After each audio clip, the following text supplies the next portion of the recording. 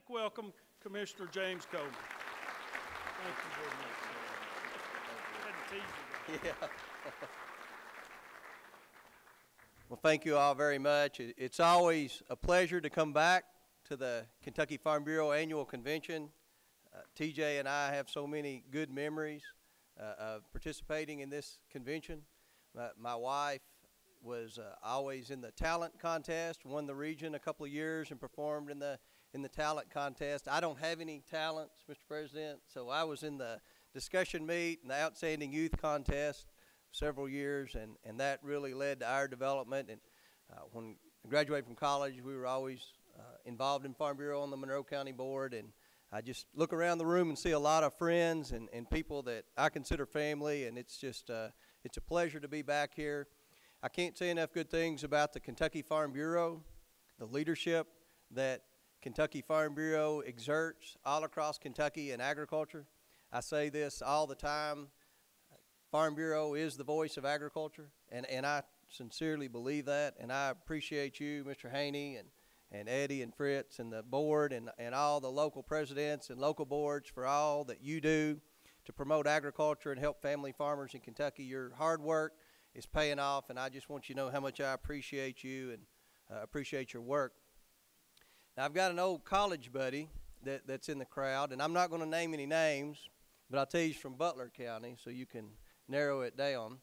But he asked if I was speaking, and I told him I was, and he said, well, he would take some no-dos and load up on coffee before I spoke. But hopefully he's had enough time for that to sink in, and just wanted to warn you about that. But I do really appreciate the opportunity to be here today at your luncheon. And you know, there's a great quote that I think describes making a living as a farmer.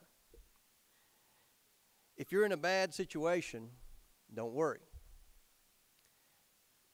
It will change. And if you're in a good situation, don't worry. It will change. And I've been in office almost a year now, and we've had some really good days at the Department of Agriculture. But I know we can't take them for granted. So the one thing that will be constant in my office, and I hope you've been able to see this, is work ethic. I made a promise at the beginning of my term that I would travel to all 120 counties in 2012. I wanted to show the people of Kentucky that the Department of Agriculture is hard at work, bringing agriculture to every corner of the Commonwealth, listening to your concerns and delivering on bold and innovative ideas.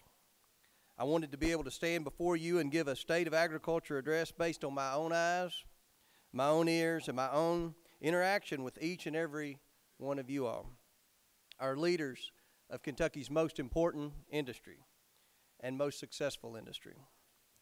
Well, on December 17th, I will visit my 120th county, and I now feel qualified to stand before you and say this, that the state of agriculture in Kentucky is very strong. During one of the driest summers in history, I saw the resilience of our grain and cattle producers in western Kentucky. When I took my own cattle to a reclaimed strip mine in Hazard that now operates as a successful cattle feedlot, I saw the creativity and entrepreneurial spirit of eastern Kentucky. And everywhere in between, I talked to farmers and business owners who want new opportunities to grow jobs and develop our agricultural economy. We have so many outstanding farmers and so much promise and opportunity in this state. But for us to move forward, one thing has to happen. We have got to put partisan politics aside and work together. President Clinton always used to say that his cabinet looked like America. Well, I'm proud to say that my staff looks like Kentucky. It's the only truly partisan blind management team in state government. It is we have Republicans, Democrats, and independents from all different backgrounds, from farmers and lawyers to people with PhDs, men and women hailing from Paducah to Pikeville. The only requirement for employment at the Department of Agriculture are talent, experience, and hard work. We feel so lucky to have folks like Larry Cox on our team. He serves as Executive Director for the Office of Consumer and Environmental Protection. Larry brought with him 30 years of experience as statewide director for Republican Senate Leader Mitch McConnell. If you work in fuel, pesticides, amusement rides, or operate a retail business, Larry manages consumer protection in your industry. He also owns his own farming operation, Fritz, in Hart County. That's a little-known fact. Then we have folks like Fred Nestler, a deputy director in our office, who served as a Democrat state representative from Graves County for more than 20 years.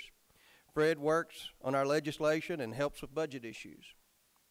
You put these experienced minds from both sides of the aisle with agriculture leaders in the department like our Deputy Commissioner Bruce Harper, our state veterinarian Dr. Robert Stout, our livestock expert Warren Beeler, and our dairy expert Eunice Shalappy.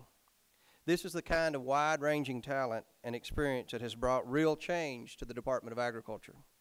And it is my honor to report to you that the great strides our team has made this year. Starting with our Office of Consumer and Environmental Protection. I'm sure many of you have read some of the troubles we had with our fuel lab. When we took office, we learned that the lab was costing taxpayers close to $900,000 a year. I'm proud to report to you that our management team has saved almost $400,000 in operational expenses just this year. And we are currently in negotiations with the University of Kentucky on a partnership that could save taxpayers even more money, provide the university an invaluable research opportunity, and most importantly, provide the Commonwealth with a greater level of experience in our consumer protection services. For the first time in history, our office has inspected every fuel pump in the state in less than 1 calendar year. And we did that with reduced staff and a whole lot less money. We raised expectations, and our staff at the KDA stepped up to the plate. In our Office of Marketing and Product Promotion, Kentucky Proud continues to be the most successful marketing program in the history of Commonwealth. I want to thank Governor Beshear, Roger Thomas, the Governor's Office of Ag Policy for their cooperation in this effort. I'm excited to share with you that our friends on the Ag Development Board just approved more than $2.8 million to fund this program over the next 2 years. Kentucky Proud is your brand, and our management team, led by Kristen Branscombe, is taking steps to grow and protect the credibility of this program every day. I hope you were able to visit the incredible food show sponsored by Kentucky Proud, which boasted the largest number of vendors and participants in its 4-year history. With your support, we launched the first ever issue of Kentucky Proud magazine, which used no taxpayer dollars. The issue included great articles on almost every commodity group in Kentucky, from beef to bourbon. We also published the first ever Kentucky Proud catalog that showcases some of the best Kentucky-grown and Kentucky-made agriculture products. We rebranded our marketing message.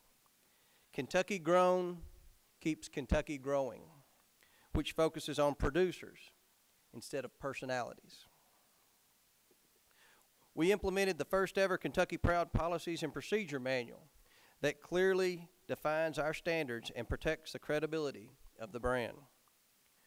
We're working on a Homegrown by Heroes project, which is a new Kentucky Proud branding initiative you'll be hearing about very soon that spotlights our military veteran farmers. And we have created our first ever Kentucky Proud holiday campaign, and we are partnering with the First Lady to promote this effort.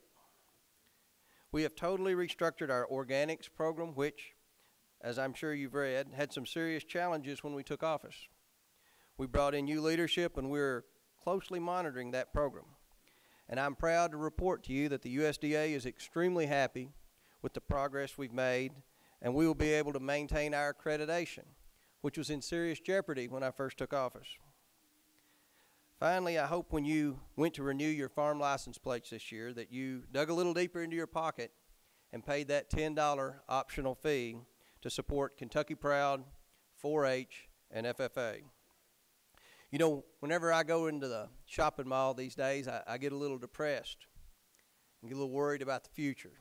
And then I go to a 4-H meeting or FFA meeting, and I get excited again about the future of our Commonwealth, because these young people are the future leaders, not just in agriculture, but in Kentucky. And I'm very optimistic when I see them and the good work that our extension is doing and our FFA chapters around the state and the 4-H Foundation, Keith, and the FFA Foundation, Billy Ray, that you all have done to help develop our young people.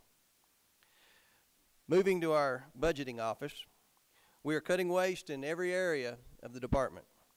By utilizing only essential staff and cutting out all excess, our office saved more than $15,000 on state fair operations this year. Steve Kelly, our budgeting executive director, nickeled and dimed every activity in our office, to the point that we even had 4 people staying in a room at the state fair this year. And I said that they did that pretty well, Mr. President, and that was a good team building and bonding experience for those 4. Unfortunately, I was not one of the 4, but we promised at the beginning of this administration that we would be transparent. We've established a link to our website where you can view every expenditure we make. Our financial reports are posted quarterly, and I hope you will go to www.kyagr.com to keep tabs on us. That's Kentucky abbreviated and agriculture abbreviated.com. The bottom line is this: we are doing more with less every day. But getting our own house in order was just the first step. The most important responsibility of the Kentucky Department of Agriculture is to serve this body, the agriculture community. And we are taking on some big picture goals. One of our top priorities is to find new and significant markets for our producers. To that end, we are finally establishing a true partnership between our urban centers and our rural producers. Take Louisville, for example. The city has an annual $3 billion food demand, but estimates show that only $1 million of that is coming from our local producers and farmers. Well, Mayor Fisher and I agree that this is just unacceptable, and we are working on a partnership to change that. Through our restaurant rewards program, we are providing valuable incentives to restaurants to use locally grown products. Just this year, the participants in this program have dramatically increased. Another one of my priorities is to stand firm with the Farm Bureau to guard against the federal government's overreach. Make no mistake, the family farm is under siege. This year I made 2 trips to Atlanta to meet face-to-face with the EPA. While getting to know the employees of the EPA that regulate agriculture, I met a bunch of trial lawyers, academics, and environmental activists. But unfortunately, I didn't meet any farmers. I told them that their unreasonable regulations pose a real and present threat to agriculture in Kentucky. The irrational argument that somehow we farmers are responsible for impaired water quality is just nuts. Smart farmers, even not so smart farmers,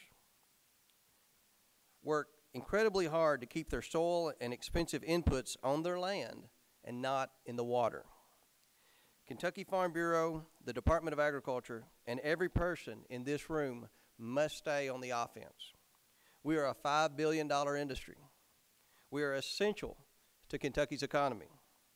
We are the only industry in the country with exports that still exceed our imports. Whenever you think of homeland security, you think of airports, our seaports, and our military strength. Well, we better be thinking about farmers too. Imagine what would happen if our food source was put in jeopardy. Agriculture is an issue of national security. Here at home, we continue to thrive on our close relationships in the General Assembly. I can report to you that our friends in the legislature are incredibly responsive to our needs. I know that when they take up tax reform, they will continue to protect Kentucky's most important and successful industry, agriculture, and maintain the sales tax exemption for our farmers. And I think it's high time that the General Assembly look at including our horse farmers in that exemption. The equine industry is Kentucky's signature. It is a valued member of our agriculture family. And I'm proud to say that for the very first time this year, we fully integrated the equine industry into our Kentucky Proud program. I stand shoulder to shoulder with Kentucky Farm Bureau in support of House Bill 44, legislation that would ensure that property taxes in Kentucky are limited. And I promise you that I'll be there to testify when that legislation comes before committee. Finally, one of my obligations as a constitutional officer is to continue to look for ways to create jobs and grow Kentucky's economy. I'm proud to stand with Senator Rand Paul, Congressman John Yarmouth and Thomas Massey, and Congressman-elect Andy Barr in support of the Industrial Hemp Initiative. I know there's been a lot of misinformation out there, and I hope you will trust me on this issue and ask for more information on this crop. Respected agribusinesses from Vaughn Tobacco in Lexington to Caudell Seed in Louisville right here are supportive of this effort. We get more calls in our office in support of industrial hemp than all other issues combined, and our support in the legislature is growing. All we are asking is that the federal government get out of the way and allow Kentucky farmers to produce a crop generations of Kentucky farmers grew before us in abundance.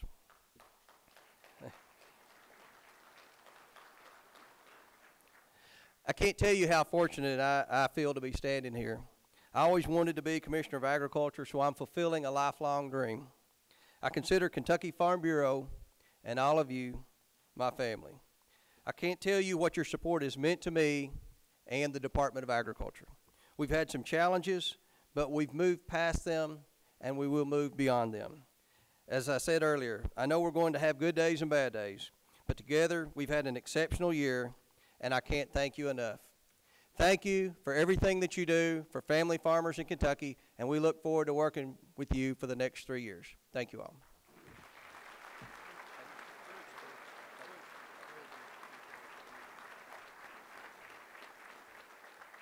Thank you very much.